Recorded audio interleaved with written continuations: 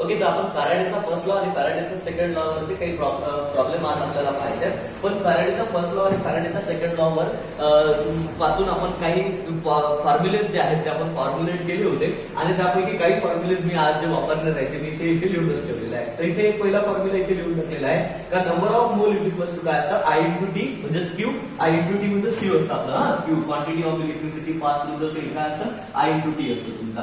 तर number of मोल बरोबर असतं I into T upon 96500 into n factor. आता n फॅक्टर काय असतं हा पण एक महत्त्वाचा विषय आहे.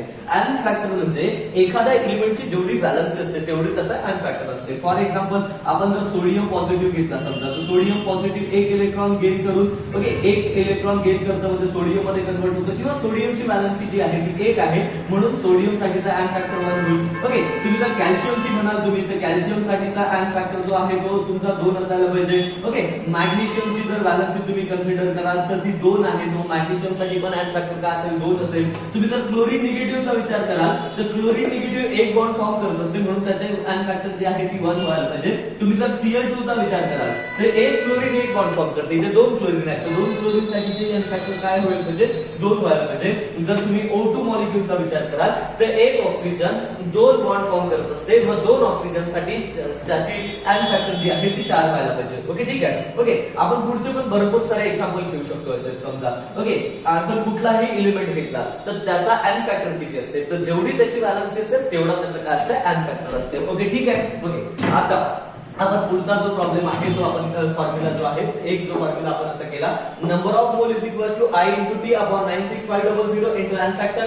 ओके, n फॅक्टर काय असतं तर एखाद्या एलिमेंटची व्हॅलन्सी. ओके, देन त्याच्यानंतर आपण एक फॉर्म्युला आपण वारंवार जो वापरणार आहे तो फॉर्म्युला आहे number of mole at anode upon number of mole at cathode is equal to n factor at cathode upon n factor at anode असा एक फॉर्म्युला आपण वापरू. आणि वेट जर आपल्याला कॅल्क्युलेट करायचं असेल तर वेट कॅल्क्युलेट करण्यासाठीचा आपला फॉर्म्युला आहे weight is equal to number of mole into molecular mass. Okay, number of mole into molecular mass. तर ह्या काही गोष्टी आपल्याला वापरून प्रॉब्लेम जे आहे ते सॉल्व्ह करायचे आहे. ओके, तर एक प्रॉब्लेम मी बोर्डवर इथे लिहून घेतलेला आहे. तो प्रॉब्लेम असा आहे का 1 ampere current is pass through the electrolytic cell in which the molten NaCl is electrolyte if the time काय दिलेला आहे 965 second. Then find the weight of metal at cathode and volume of gas at anode. Okay, एनोडला आणि कॅथोडला जमा होणारा किंवा निघून जाणारा सबस्टन्सचं वेट आणि त्याचं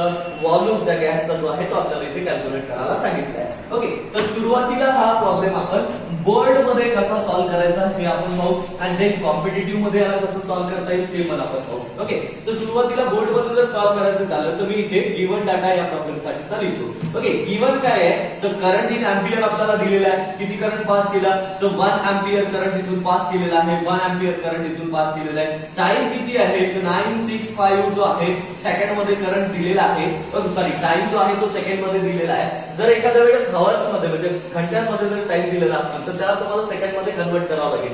या प्रॉब्लेम मध्ये ऑलरेडी सेकंड मध्ये दिलेला आहे. ओके, परत काय सांगितलं आपल्याला वेट ऑफ सबस्टन्स जो आहे तो आपल्याला कॅल्क्युलेट करायला सांगितलं. असं सगळं आपल्याला कॅल्क्युलेट करायला सांगितलं आहे. ओके, आता आपण फॉर्म्युला कुठला वापरू ते इथे फॉर्म्युला आपण वापरणार आहोत वेट इज डायरेक्टली प्रोपोर्शनल. आपण फॅराडेचा फर्स्ट लॉ पहिला होता त्यामध्ये आपण म्हटलं होतं अमाउंट ऑफ सबस्टन्स डिपॉझिटेड और amount of substance liberated at the respective electrode is directly proportional to the quantity of electricity pass through the cell. म्हणजे आपण घेतलं होतं W is directly proportional to Q आणि याला सॉल्व्ह केल्यानंतर आपल्याकडे आलं होतं W is equal to Z into Q असा फॉर्म्युला आपल्याकडे आला होता. हा फॉर्म्युला आपण इथे वापरूया. ओके, तर माझा फॉर्म्युला हा इथे लिहितो मी W means weight is equal to काय Z into Q. Okay, Z into Q. तर आता आपल्याला परत एक गोष्ट माहित असणार म्हणजे की Z काय असतं तर आपण म्हटलं होतं Z जो आहे हा इलेक्ट्रो केमिकल इक्विव्हॅलंट आहे आणि त्याची व्हॅल्यू आपण काढली होती मॉलिक्युलर मास किंवा आपण घेत असतो atomic mass upon 96500 into n factor अशी त्या Z ची काय होती व्हॅल्यू होती. ओके, तर मी या इक्वेशन साठी Z फॉर Na कॅल्क्युलेट करतो. Okay, Z for Na.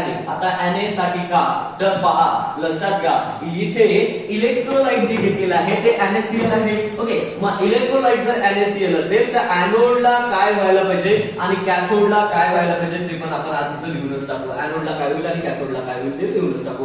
एनोडला काय व्हायला पाहिजे, तर एनोडला व्हायला पाहिजे ऑक्सिडेशन. ओके, कॅथोडला काय व्हायला पाहिजे, रिडक्शन. ओके, आता एनोडला ऑक्सिडेशन होणार आहे तर कोणाचं ऑक्सिडेशन होईल, ओके, NaCl मध्ये हा Na पॉझिटिव्ह आहे, क्लोरीन निगेटिव्ह आहे. मग दोघांपैकी Na पॉझिटिव्ह किंवा Cl निगेटिव्ह पैकी ऑक्सिडेशन कोणाचं होईल, तर ऑक्सिडेशन होईल Cl निगेटिव्हचं. मी 2 Cl निगेटिव्ह घेतलं, यांचं जर ऑक्सिडेशन झालं तर हे लॉस ऑफ इलेक्ट्रॉन करतील आणि क्लोरीन गॅस मध्ये कन्वर्ट होतील.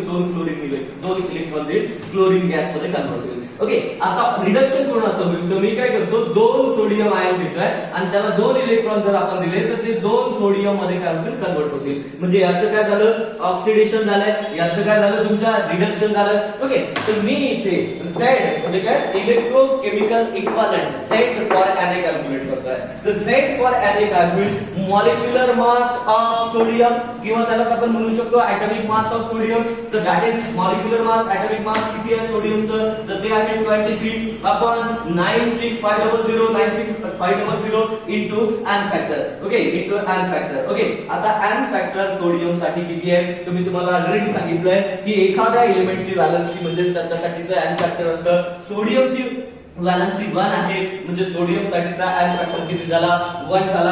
आता आपण जर याला सॉल्व्ह केलं, ओके, याला जर तुम्ही सॉल्व्ह केलं, ओके, पहा आणखी काहीतरी माझं लिहायचं राहिलं. पहा Z ची व्हॅल्यू आपल्याकडे आली आहे. ओके, आता आपल्याला वेट काढायला सांगितलं, तर वेट ऑफ सोडियम आपल्याला काढायचं झालं तर weight of sodium is equal to Z into Q. Z ची व्हॅल्यू किती आली आपल्याकडे, 23 अपॉन 96500 इंटू 1. ओके, इंटू काय असतं तुमचा Q मीन्स व्हॉट असतं, तर Q मीन्स काय करत असतो आपण, Q मीन्स काय असतं तुमचा I into T. Okay, I into T असतं. मग Q ची व्हॅल्यू जर I इंटू T असेल तर I ची व्हॅल्यू आपल्याला दिलेली आहे किती आहे, तर सोडियमचं वेट काढायचं आहे तर 23 हा 23 घेतला इंटू काय करावं लागेल मला Q काय आहे तुमचा, तर I इंटू T आहे. I किती आहे, 1 एंपियर आहे. टाइम किती आहे, 965 सेकंड मध्ये दिलेला आहे अपॉन 9650 इंटू 1. ओके, आता जर याला सॉल्व्ह कराल तर हे 965 आणि हे 965 कॅन्सल होतील आणि आपल्याला वेट ऑफ सोडियम इन ग्राम जे काय भेटणार आहे ते भेटेल 0.23 ग्राम सोडियम आपल्याला जो आहे तो इथे या कॅथोडला डिपॉझिट झालेला भेटेल. अशा प्रकारे किती वेट ऑफ सोडियम डिपॉझिट झाला हे आपण बोर्ड एक्झाम मध्ये सॉल्व्ह करू शकतो. ओके, आता कॉम्पिटिटिव्ह मध्ये जर असा क्वेश्चन आला तर आपण याला कशा प्रकारे सॉल्व्ह करायचं आहे ते पण आपण थोडंसं लक्षात घेऊ. ओके, तर कॉम्पिटिटिव्ह मध्ये जर असा क्वेश्चन विचारला गेला तर आपण याला सॉल्व्ह करताना असं करू शकतो. पहा लक्षात घ्या, मी इथे एक फॉर्म्युला दिलेला आहे, number of mole at anode upon number of mole at cathode is equal to n factor at cathode upon n factor at anode असा तो फॉर्म्युला घेतलाय. तर मी काय करतो, नंबर ऑफ मोल म्हणजे काय, number of mole at anode. एनोडला कोण आहे आमचा, एनोडला कोण आहे, तर एनोडला आहे क्लोरीन. ओके, बरोबर आहे, number of mole. Okay, number of mole of chlorine म्हणजे number of mole at anode आहे ते अपॉन काय करावं लागेल, number of mole at cathode. Number of mole at cathode कोण असतं तुमचा, तर कॅथोडला कोण आहे तुमचा, सोडियम आहे. हे बघा, कॅथोडला कोण आहे, सोडियम आहे. इज इक्वल्स टू काय असतं, इज इक्वल्स टू असतं n factor at cathode upon n factor of anode. आता एन फॅक्टर ऍट एनोड, एनोडला एन फॅक्टर किती आहे, ओके, एनोडला एन फॅक्टर किती आहे, कॅथोडला एन फॅक्टर किती आहे. Okay, N factor of cathode किती आहे लक्षात घ्या, कॅथोडला एन फॅक्टर, कॅथोडला कोण आहे, सोडियम साठीचा एन फॅक्टर किती आहे, 1. ओके, आणि कॅथोड एनोडला कोण आहे, तर एनोडला हे तुमचा क्लोरीन साठीचा एन फॅक्टर किती आहे, 2. ओके, तर पहा मला जर इथे N factor, okay sorry, number of mole of chlorine काढायचा झाला तर number of mole of chlorine बरोबर काय होईल, number of mole of sodium upon 2 म्हणजे हा सोडियम मी इथे घेतोय. ओके, लक्षात घ्या, हा जो काय फॉर्म्युला आपण घेतला इथे, या फॉर्म्युल्यावरून आमच्या लक्षात आलं का number of mole of chlorine किती येतील, तर number of mole of chlorine जे आहे ते सोडियमच्या नंबर ऑफ मोलच्या अर्धे येतील. ओके, म्हणजे जेवढे number of mole of sodium असतील त्याच्या अर्धे काय असतील, नंबर ऑफ मोल ऑफ तुमचे क्लोरीन असतील. ओके, आता आपण लक्षात घेऊ की number of mole of sodium किती आहे. ओके, तर हा इथे पॉइंटला मी फुल स्टॉप देतो. या number of mole of sodium किती आहे हे आपण पाहू. तर number of mole of sodium calculate करण्याचा आमच्याकडे फॉर्म्युला आहे. काय आहे, number of mole of sodium calculate करण्याचा फॉर्म्युला किंवा नंबर ऑफ मोल साठीचा फॉर्म्युला आहे I × D upon 96500 into N factor. Okay, तर पहा इथे number of mole is equal to काय आहे I into T. Okay, I into T upon काय असतं तुमचा 96500 96500 इंटू एन फॅक्टर. ओके, आता नंबर ऑफ मोल फॉर सोडियम जर कॅल्क्युलेट करायचं झालं तर करंट इन एम्पियर दिलेला आहे किती आहे 1 एम्पियर इंटू टाइम किती आहे 965 इतका सेकंड मध्ये टाइम आहे अपॉन 96500 इंटू एन फॅक्टर किती आहे सोडियम साठी 1. ओके, आता याला जर तुम्ही सॉल्व्ह कराल तर तुमच्या लक्षात येईल number of mole of sodium जे आहे ते येतील तुमचे 10⁻², 10⁻² इतके number of mole of sodium आहे. ओके, आता जर 10⁻², 10⁻² इतके मोल जर तुमच्या सोडियमचे असतील तर क्लोरीनचे नंबर ऑफ मोल किती असणार आहे. ओके, क्लोरीनचे नंबर ऑफ मोल किती असतील, number of mole of chlorine किती असतील, तर number of mole of chlorine किती असतात, number of mole of sodium by 2. Okay, number of mole of sodium किती आले तुमचे, तर पहा मी याला असं करू शकतो हाफ ऑफ काय करावं लागेल आपल्याला हाफ ऑफ 10⁻². ओके, पहा लक्षात घ्या सोडियमचे जेवढे नंबर ऑफ मोल राहतील त्याच्या अर्धे कोणाचे राहणार आहेत तुमच्या क्लोरीनचे नंबर ऑफ मोल राहणार आहेत. ओके, आता आपल्याला झाले number of mole of sodium calculate करून झाले, number of mole of chlorine calculate करून झाले. आता जर आपल्याला वेट कॅल्क्युलेट करायचं असेल, काय कॅल्क्युलेट करायचं असेल, वेट कॅल्क्युलेट करायचं असेल सोडियमचं, तर पहा वेट ऑफ सोडियम जर आपल्याला कॅल्क्युलेट करायचं झालं तर परत इथे एक फॉर्म्युला आहे. वेट ऑफ सोडियम बरोबर काय होईल, वेट इज इक्वल टू काय असतं number of mole into molecular mass. Okay, weight of sodium किती काढायचं आपल्याला, म्हणजे फॉर्म्युला वापरावा लागेल. वेट ऑफ सोडियम बरोबर काय होईल number of mole into molecular mass. Number of mole किती आहे सोडियमचे, तर नंबर ऑफ मोल आहे सोडियमचे 10⁻² इंटू मॉलिक्युलर मास किती आहे सोडियमचं, मॉलिक्युलर मास असतो सोडियमचं 23, म्हणजे ते किती येत आहे 0.23 ग्राम, 0.23 ग्राम. ओके, आता वेट ऑफ ओके हा झाला आमचा वेट ऑफ सोडियम. ओके, आता इथे प्रॉब्लेमचा शेवटी विचारलेला आहे volume of anode at STP standard temperature आणि प्रेशरला व्हॉल्यूम ऑफ गॅस जो आहे तोही विचारला गेलेला आहे. तर आता व्हॉल्यूम ऑफ जो काय गॅस तुम्हाला कॅल्क्युलेट करायचा आहे तो तुम्ही सरळ असा करू शकता.